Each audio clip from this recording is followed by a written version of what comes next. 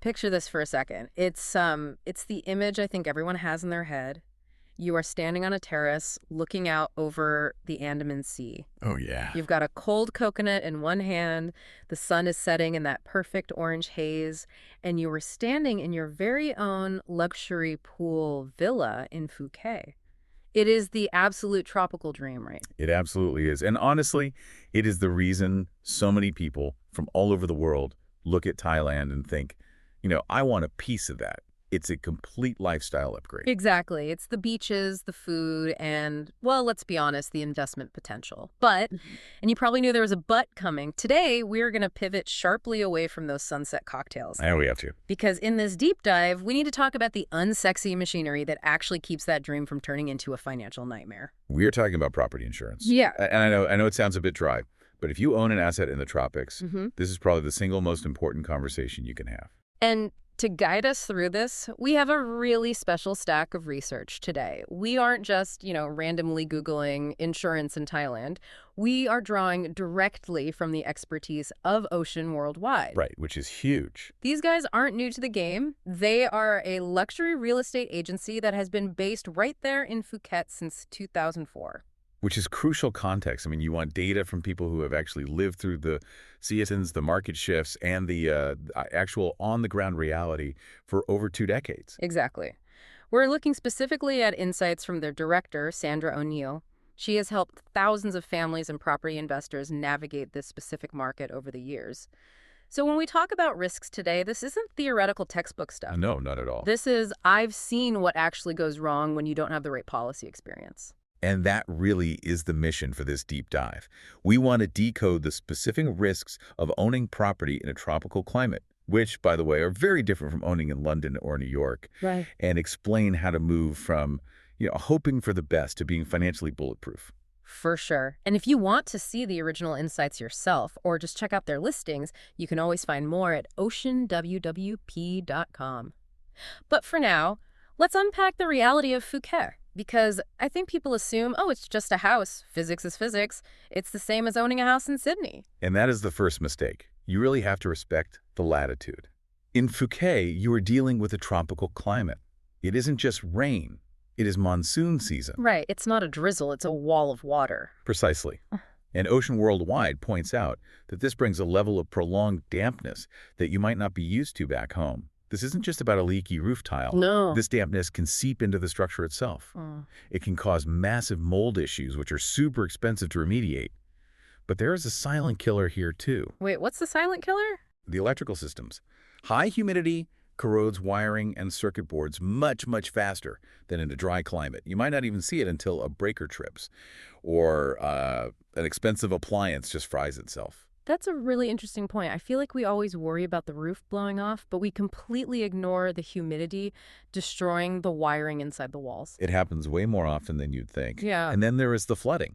You might view a property on a beautiful sunny day in February and think, wow, this is perfect. But you need to know, is this a low-lying area?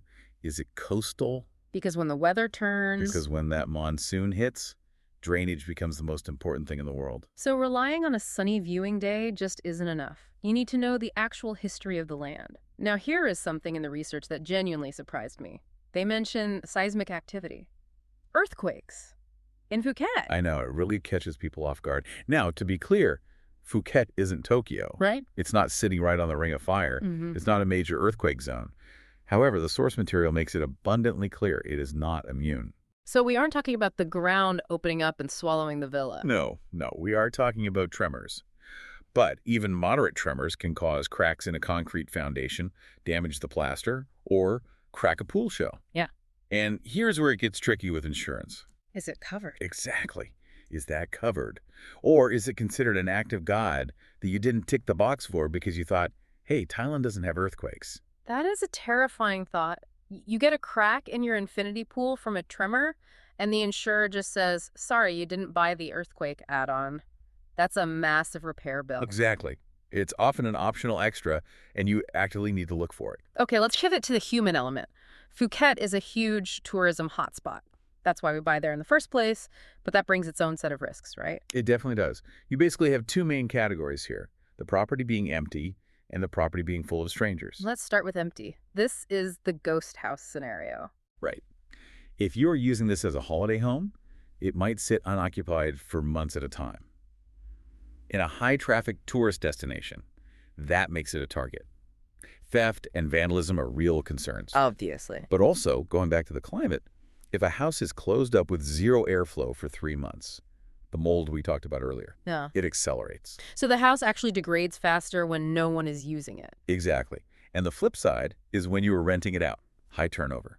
Short-term rentals. You have people coming in who don't own the place. They're in party mode or vacation mode. Which is a polite code for careless. Often, yes. You see accidental damage, the classic red wine on the white sofa thing, sure, but also broken glass doors during a pool party or damage to expensive fixtures. The wear and tear is just much, much higher. So the environment is trying to get you with moisture and tremors, and the humans are trying to get you with negligence or outright theft. It sounds intense, but this is exactly why the it'll be fine attitude just doesn't work. Precisely. You need a safety net. So let's get into the solution. Let's deconstruct the policy. Ocean Worldwide breaks this down into what I'm calling the core four. If you are looking at a policy document, what are the 4 pillars you absolutely need to see? Okay, pillar 1 is natural disasters. This connects back to what we just discussed. Storms, floods, earthquakes. But, and pay close attention here, you have to check the limits. What do you mean by limits? So a policy might say flood covered in big bold letters. But if you read the fine print, the payout limit might be, say, 50,000 baht. If your repair costs are 500,000 baht, you are paying that massive difference out of pocket. Got it. Don't just read the happy headings. Read the actual numbers. What's number 2? Fire and electrical. This is crucial in that humid climate. This covers faulty appliances, lightning strikes, which are super common in tropical storms, and those short circuits we mentioned. Which feels like a very real risk if your villa has been sitting empty and damp, and then you just flip the main breaker on. Exactly. Pillar 3 is theft and vandalism. This is pretty standard, replacing stolen items, fixing the broken lock or a smashed window. And pillar 4. This is the one people always forget, but it is potentially the most expensive. Liability. Liability. Like if someone sues you. Yes. There's a misconception among some foreign buyers that people don't sue in Thailand. That is changing rapidly. Imagine you have a guest renting your villa. They slip on a wet tile by the pool, or a piece of faulty decking collapses. Ouch. They get injured. They need medical treatment. And if they are a tourist going to a private international hospital in Phuket. The bills can be astronomical. Liability covers those medical bills and the legal fees. If you don't have this, you are personally on the hook. You could literally lose the asset just trying to pay for someone's accident. That is, yeah, that's sobering. Mm. Okay, so we have the core 4. But Sandra O'Neill and the team at Ocean Worldwide also flag some fine print warnings. What are the big gotchas? What is explicitly not covered? The biggest one in the tropics, and this surprises everyone, is termites. Termites. Yeah. Really? Almost universally excluded. Insurers view termite damage as a failure of maintenance, not an accident. And in Thailand, termites are incredibly aggressive. They could eat through a wooden roof truss surprisingly fast. So you can't just let the house rot and claim it later. No. You need a preventative pest control contract, not an insurance claim. Another big one is willful damage. If you get drunk and smash your own TV, that's on you. And also, pre-existing issues. You can't buy insurance today to fix the roof leak that started last week. Fair enough. What about security? I saw a note about that in the research. Yes, this is really important. Some theft policies are conditional. They are only valid if you have specific security measures actively in place. Deadbolts, alarms, maybe even a safe. If you leave the sliding doors wide open and head to the beach and get robbed, the insurer might just say you didn't take reasonable care and deny the entire claim. Wow, so it's not just pay the premium, it's play by the rules. Okay, let's level up a bit. We have covered the basics. But Ocean Worldwide suggests that for investors, the basics just aren't enough. We need the investor's toolkit. What are the critical add-ons? Right. If you are an investor, meaning you actually rely on this property for income, there is one add-on that is non-negotiable: lost rental income. Explain how that works in practice. Okay, scenario. A fire breaks out in the kitchen. It's manageable, but the house is uninhabitable for 3 months while you repair it and get the smell out. So I'm paying for repairs, or, well, the insurance is. The insurance pays for the physical repairs, but you have bookings for those 3 months. You have to cancel them. You have to refund deposits. That income stream completely goes to zero. But your mortgage payments, they don't stop. Your common area fees, they don't stop. Ouch. So I'm bleeding cash. Unless you have lost rental income cover. This pays you the rent you would have collected during the repair period. That is an absolute lifesaver. It really is. The source mentions luxury villas in places like Manic or those boutique pool villas. We are talking about potential rental yields of 6 to 8%. If you lose a quarter of that because of a repair job, that kills your annual return. This insurance protects the yield, not just the bricks. That is such a key distinction, protecting the yield. What else is in the toolkit? Contents insurance. We really need to clarify this because it confuses people constantly. Building insurance covers the walls, the roof, the fixed items. It does not cover the sofa, the TV, the artwork, or the expensive sound system. So if I buy a beautiful turnkey villa fully furnished and it burns down... You get a check to rebuild the empty house, but you have zero furniture unless you have contents cover. And for really high-value items like jewelry or fine art, you often need specific riders to list them separately. Makes sense. And the last add-on? Emergency accommodation. This is more if you live there personally. If your home is flooded, where do you sleep? This covers the cost of a hotel or service department, so you aren't burning through your savings just to have a roof over your head while they fix it. It really seems like these add-ons transform the policy from a simple repair bill payer to a full lifestyle protector. That's a great way to put it. It keeps your life or your business running while the physical problem is sorted out. Now, I can hear the listeners right now, specifically the ones who love a bargain, saying, look, this sounds great, but it sounds super expensive. Let's bust some myths here. Is it really that pricey? This is definitely the most common objection, and it's usually based on really bad math. Ocean Worldwide provides some illustrative figures that just blow this objection completely out of the water. Let's run the numbers. Okay, let's say a tropical storm hits. Roof damage, major water intrusion, maybe some structural issues. The repair cost could easily be anywhere from $500,000 to $2 million baht. Okay, so that's roughly $15,000 to $60,000 US dollars, give or take. That's a massive hit to your wallet. Right. Now look at the premium. To insure against that exact event, the annual cost might be between 15,000 and 50,000 baht. Wait, so the premium is like 2% of the potential damage cost. Exactly. You might pay 20,000 baht a year to protect against a 2 million baht loss. When you look at it that way, it is a tiny price for managing a massive financial risk. It's a complete no-brainer. But what about the people who say, well, I don't rent it out, it's just my personal holiday home, I lock it up, I don't need insurance? That is the personal use myth, and it is so dangerous. We touched on this earlier. The house is still exposed to fire. It is still exposed to floods. It is still exposed to a massive tree falling on the roof during a storm. And arguably, nobody is there to even notice the leak when it starts. Exactly. A small leak in an occupied house gets fixed in an hour. A small leak in an empty house runs for 3 months and completely destroys the floor. You absolutely need insurance, perhaps even more so because you aren't there to mitigate the problems early. And what about the I have CCTV crowd? I have a guard at the gate, I don't need theft insurance. Security and insurance are partners, not substitutes. A CCTV camera might deter a thief, or it might record them stealing your TV. But the camera does not write you a check to buy a new TV. I love that line. The camera doesn't write the check. It doesn't. And it certainly doesn't rebuild your wall if the thief literally smashed it to get in. You need both. Okay, so we are sold on the why and the what. Now let's talk strategy. How do we do this smart? The source mentions something called valuation matters, and they specifically warn about the average clause. This sounds technical, but I have a feeling it's incredibly important. It is the single biggest trap for property owners. Let me explain it like we're 5 years old, because getting this wrong costs an absolute fortune. Please do.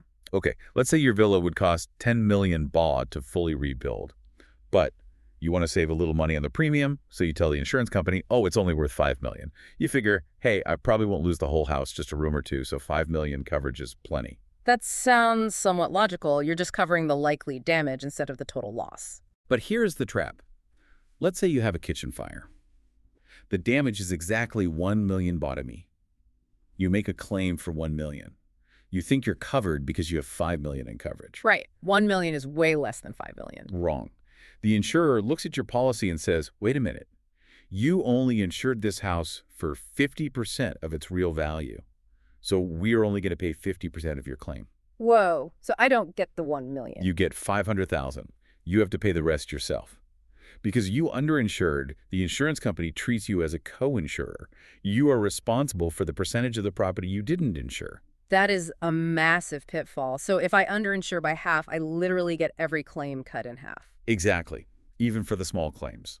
So the goal is to insure for the actual replacement cost, not the market value, not what you could sell it for, but what it actually costs to buy the bricks, the mortar, and pay the labor to rebuild it from scratch. That is crucial advice. Any quick tips for saving money properly without falling into that trap?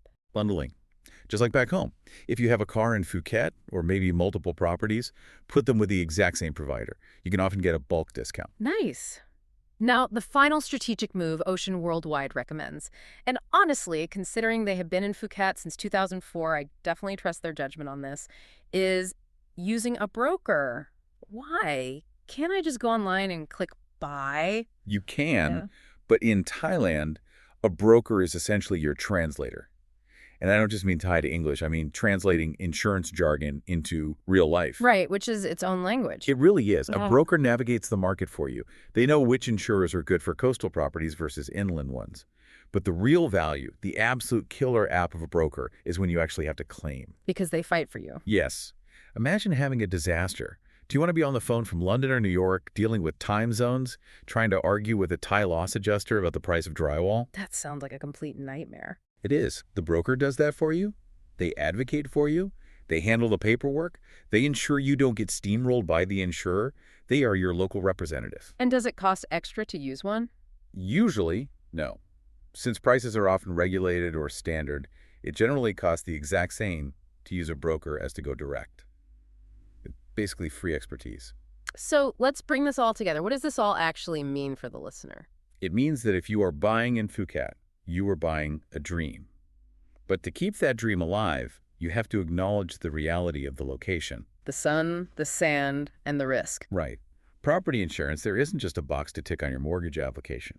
It is the only thing standing between a profitable investment and a total financial loss if a monsoon or a short circuit decides to strike. And as we learned today, it's all about the details. Accurate valuation so you don't get hit by that average clause, reading the fine print on exclusions like termites, and using a local broker to actually navigate the system. It really boils down to peace of mind. Yeah. You want to be sitting on that beach knowing that even if a pipe bursts back at the villa, you are totally covered. Absolutely.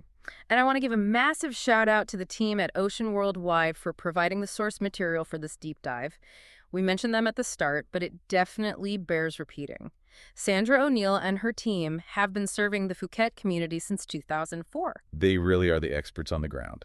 If you want to connect with them, look at their luxury listings, or even ask them for recommendations on insurance brokers, you need to head over to oceanwwp.com. That's oceanwww-p.com. Definitely check them out. It's a great resource. So here's a final provocative thought to leave you with.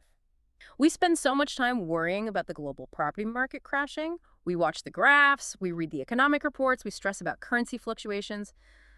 But are we ignoring the much simpler, much more likely risk? That a 50-cent electrical wire fails in the humidity and wipes out the asset overnight. Exactly. Market crashes hurt, but physical disasters destroy. Make sure you are protected against the one that can actually zero out your investment entirely.